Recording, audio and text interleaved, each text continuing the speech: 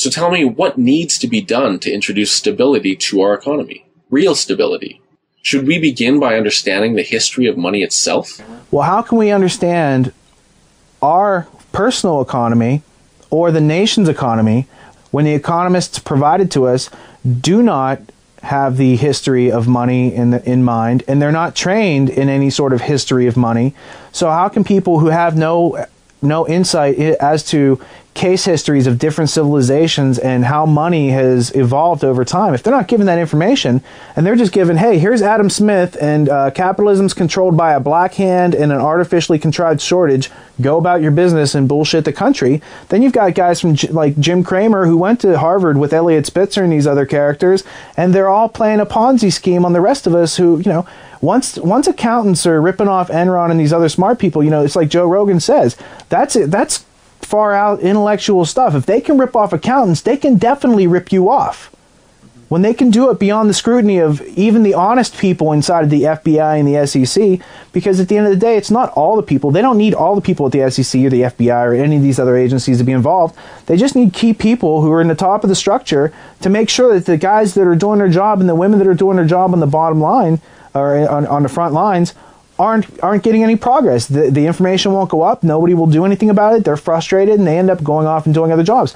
I know the one IRS agent who was in Aaron Russo's America, Freedom, and Fascism, who was there and was shown that there is no IRS tax code and people shouldn't be, paying taxes, and she quit her job because she found out it's all a scheme. She's now in jail for that. Sherry Jackson, exactly. And so she's not in jail because she broke the law. She's in jail because she found out the whole thing's it's a scheme, and she was trying to tell people and inform people and get people to save their own lives, because nobody's going to come around and save your life for you. I'm sorry to, there was many a day that I wished that the person I was writing to would say, yeah, let me just publish this stuff and just get the facts out there or whatever. And it doesn't happen. And there's a reason it doesn't happen. It has to do with the almighty dollar. And that dollar sign that Ayn Rand uses in Atlas Shrugged, which is the sign of all the people that are, participating in that plan. They wear a dollar sign on their lapels. And so when you understand the history of the dollar sign coming from the alchemist Cagliostro and all the occult nature of the economy and the creating of something out of nothing, which is what international bankers do, I mean, there is just so much area there that the oversight that needs to happen, it needs to, Steven Zarlinga from the American Monetary Institute wrote this book called The Lost Science of Money, and part of the book is something called the American Monetary Act. Part of the plan is that Congress would issue its own money. So it would no longer be owned by the Federal Reserve, which is neither federal nor reserve. So once the nation has its own money supply back under control of Congress as it's mandated in the Constitution, and once interest on any loans made is not being paid out of the country, then America is back on the right track.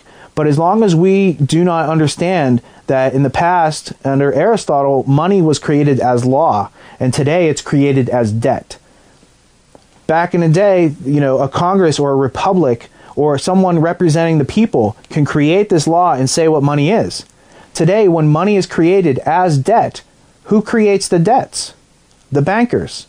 So if the bankers are creating the debts and that creates the money, then that puts international bankers in control of our country, which means they have unlimited supplies of money to buy off every press agency and anybody that they need to, because if they don't buy them off, then they lose their career. And it's pretty, not very many people are willing to take that leap knowingly and say, yeah, let me just sacrifice my career here, drop the guillotine on it, because everything I've ever worked for and everything I've ever earned, it's not really worth anything. I won't mind losing that. I'll just sit, and take it. So how much did this whole lesson cost you? It cost me everything that I had ever earned. So then what do you do now for a living? I'm currently the editor of Tragedy and Hope magazine, which is a subscription service that researches, organizes, and presents information to our audience to help them find life, liberty, and happiness through a process of critical thinking, which means you're always going to get what you expect because you've thought critically about it. And what does that experience result in? It results in you subscribing to a higher awareness, but ultimately it brings more meaning to your life. Things are a lot more fun because when you understand things, you're not left out of it. You're not left in anxiety. It reduces your fear. But this is all a process of learning, which is the primary function of Tragedy and Hope. It's to inspire learning quarter by quarter as we roll out the magazine and as we have other resources to help you organize information, communicate with your peers, reference other pieces of information that have already been dug up, and facilities and tools to help you actually go from the step of being an observer to a researcher, to a participant, to someone who's sharing meaningful information. If you've had something similar happen, you would need to do likewise, because Lowell Bergman's still not going to publish that which he can't publish.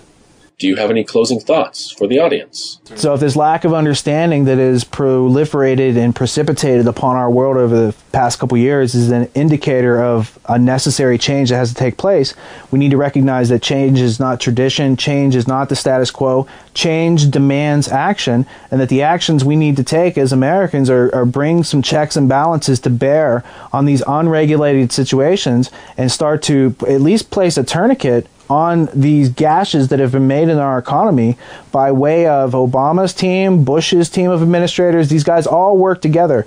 Right hand, left hand, they have the same torso. Doesn't matter if it's a Republican or a Democrat. Republicans borrow money, Democrats tax you. They're still doing the same thing, serving the same agenda. It makes no difference. It's all for a goal that is not in the best interest of the American people, and the people who are doing it are not doing it in the best interest of America because they have allegiances to organizations which supersede the ideas of nationality. Support independent media or you will lose your independence.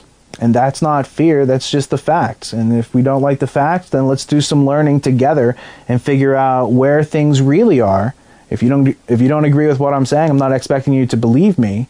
I'm expecting you to look for yourself, find the facts that are out there, have discussions with people, and come to a higher understanding. And that's what the whole dialogue is about.